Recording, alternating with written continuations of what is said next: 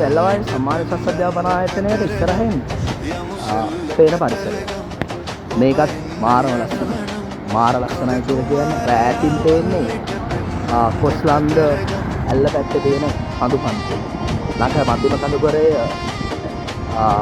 පේන විදිහ. හරිම ලස්සනයි.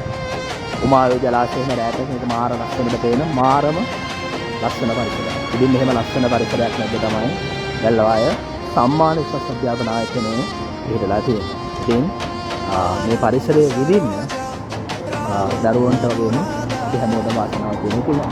මාරම ලස්සන පරිසරයක පරිසරයේ විදින මිනිස්සු පරිසරයත් එක්ක ඉගෙන ගන්න තියනවා කියන්නේ මාරම අසපන.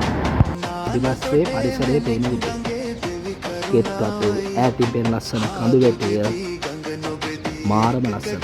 ඉතින් මේ පරිසරය දිහා බලාගෙන විනාඩි කිහිපයක් ඉන්නවා කියන්නේ ඒක නිකන් භාවනාවක්.